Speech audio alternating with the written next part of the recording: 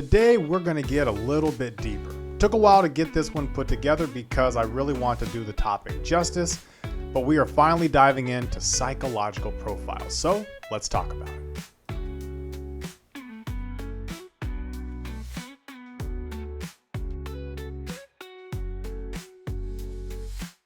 Welcome everyone to Outsider Information. I'm your host Brandon and your strategic partner here with OIAS. As always, if anything resonates, give a like, subscribe, and engage not just here but other areas on social media. Check out the website as well.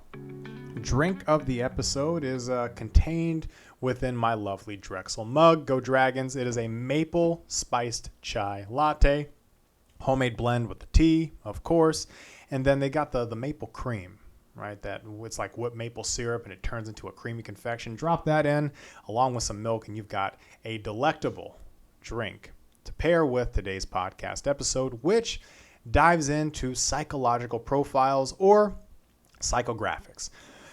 Different than demographic information because demographic information gives you a broad subset which measures the who.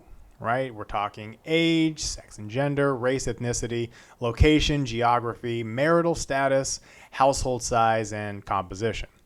Also measures the what. It does income, education, employment, occupation, and whether or not you may own any property. Now, demographic data, very useful. It can be used for marketing or business, politics, policies, urban planning, public service, where they place those, healthcare, site selection for businesses. Chick-fil-A definitely employs that practice for sure. Look up their model. It's actually really fascinating. And my personal favorite, social science studies. Now, how it's collected is usually by commercial data, administrative records. Surveys can collect demographic data. And of course, we know that the census does it usually on a structured clock, but we've adjusted that as well. So you collect all that information. How it's used can be used really by anybody for any reason, but how it's put together is really shaped in the overall picture of what is there. So an example would be if a business says our target customer is primarily female, age 25 to 40, maybe living in an urban area, household income of over 75K, and they hold a bachelor's degree. That template is important for understanding and describing any human population. That is what demographic data does. But there's always a way to go a little bit deeper. Now I'm going to take this back to a place where I am familiar, and that is hiring practices. Hiring is very difficult in organizations because the process really doesn't give you a whole lot of good information. It's not all that useful. And it can also be really inconsistent within the same organization. Applications, they'll give you a lot of demographic information. And while you can use that, it doesn't really tell you anything about that particular person outside of what they are able to present in what's basically a glorified survey. A psychological profile or a psychographic profile is what defines that individual. Instead of looking at the what and the who, which demographics do, it's now the why and the how. I'll use myself as an example. I'm a weird fit when people have interviewed me for things because I don't think my pieces of the puzzle necessarily all fit together in a way that people generally think that they would. I am 31, married, doctoral degree, been in 9 industries, 6 states. I've had a 10-year career, and now I am currently an independent contractor. What the heck does all of that mean? And I don't fault anybody for not knowing that answer because if you don't have any experience sifting through data and then telling a story with it, you probably won't know what to do with something that you don't necessarily know what it is, right? If you don't know data, then giving you a bunch of data doesn't do anything for you. Now, I would say I probably fault the people putting a person who doesn't know data in that situation, but different argument, different soapbox. What somebody is does not mean that is what they are. That's the point that I'm trying to get here, and that is where something like psychographics comes in. I'll use another example from a world that I'm from, which is player evaluation. In sports, you are trying to convince yourself why you like a player or why you don't like a player. There's no middle ground. You either are trying to talk yourself into something or talk yourself out of doing something that you want to do. So many times, because there's so many different ways that players can be acquired, and I'm just looking at sports as a whole. If you come from a small school and a big school likes you, the question is going to be, well, they played at only a small school. Are they going to be able to translate to this kind of environment where competition is better? The assumption is that if you were at a big school, you're going to automatically be good if you go to the next level. The thought is if that you develop late, maybe it was a flaw of the player, maybe it was a flaw of the coaching, or maybe you didn't have success somewhere, but you had success somewhere else. There's so many threads, there's so many pieces to the puzzle, and there's a lot of ways to get the information. I believe personally that if you ask anybody a question, the likelihood that they answer it for you, pretty high. You're going to get some kind of an answer. It may not be the answer that you want or that you're expecting, but people will give you information if you ask the right questions. Demographic information, demographic data, should give you everything you need to ask the right questions. So let's think a little bit deeper.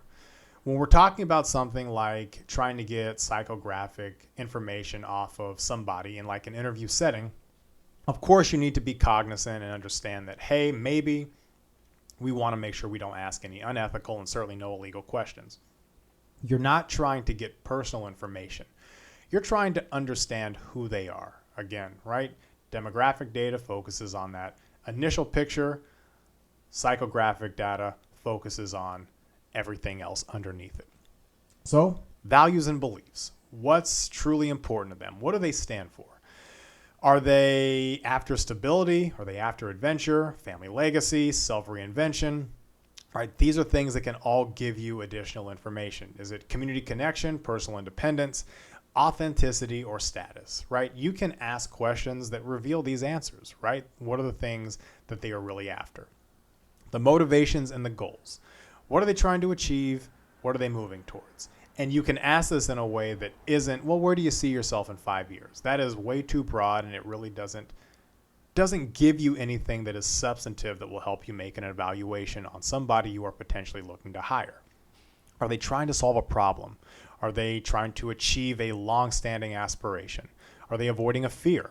What does winning look like for them in this particular moment? See the difference between the generic versus the layered and the nuanced. You're trying to get a human response out of somebody. So again, that you can try to get a deeper picture of what this person is. When we talk about fit, and I kind of hate the word fit, but it is a really helpful word when it comes to trying to build a team. People base fit a lot of the times off of feelings and vibes. I like this person. We connected well. Meanwhile, at the ranch, they probably are not going to do well in the environment because you neglected to really think through a lot of things because you were enamored with the initial image of an individual. All right? So let's keep going. Pain points and fears. What keeps them up at night? What are they trying to avoid? Again, there are ways to ask this to get the answers that you are looking for. What are their frustrations, right? Do they fear losing anything? Is there something that they are embarrassed or anxious about? We all have those moments. Again, human answers, right? Get a picture of the person, because somebody who's deeply human will likely be able to answer those questions authentically, and somebody who's not will give a superficial answer, and you should be able to snuff that out right away. What about lifestyle and behavior, right? What are their thoughts on money, finance? What does their daily routine look like? Do they have a level of discipline? Are they homebodies, adventurers? How do they consume their media? That, I think, is an excellent question to be able to ask somebody, not from a news or political standpoint, but how do they engage with the world around them? Everything is available. Do they like multiple sources? Do they disengage? Do they follow just one specific entity that gives them all of their opinions? This matters, right? This matters a lot when you are peeling back the layers of people. And again, you're not asking questions to pry, you're asking questions to understand. And there is a nuanced way to do that when you are having a conversation with somebody versus just grilling them in an interview. It should be a comfortable back and forth. How about self-perception and identity? How do they see themselves? How do they want to be seen by others? Do they view themselves as a savvy consumer? Are they a nurturing parent? resilient survivor, elegant connoisseur. What we project oftentimes gets lost, right? Or it gets misinterpreted because, again, we don't ask. Somebody who projects really confident, they're probably not arrogant. Maybe they just had a really good morning. They woke up great. They got their workout in, had breakfast. Things were just going smooth. So they came into the interview or whatever the situation is on a real high. They had the boost to go in and feel like they were performing at their best. But you're not asking the right questions. Maybe you don't like how it's coming across.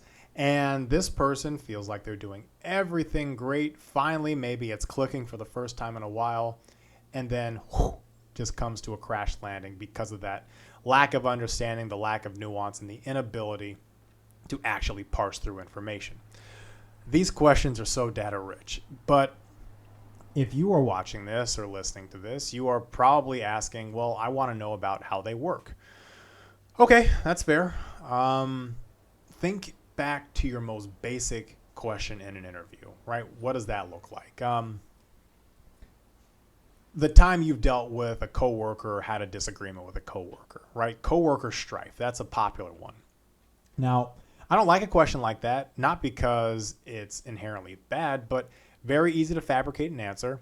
There's no right answer, and there's plenty of wrong answers to that question. It also ends right there. There's no meaningful follow-up you can have to that question after somebody asks it, unless they reveal something that is probably a little bit damning in the interview, right?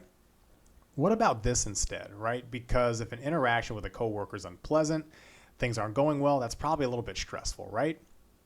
Ask them to describe stress for you. Yeah. Suddenly you get a personal look at what that individual internalizes, and you can probably ask 3 more follow-up questions just based off of that answer alone. How does stress manifest at work? What are the triggers for you that create stress? What is your process to managing it? You're going to get so much information by that question versus just the generic, I know that question's coming and I have a predetermined answer.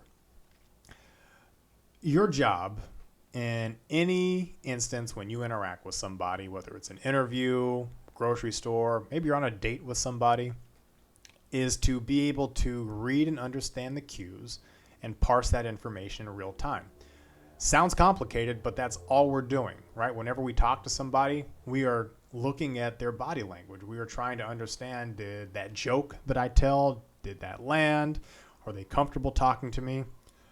What is going on through this individual's thought process right now that would say we should continue this interaction?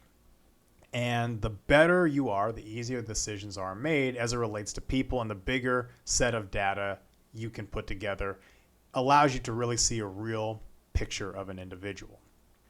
It is intentional, right?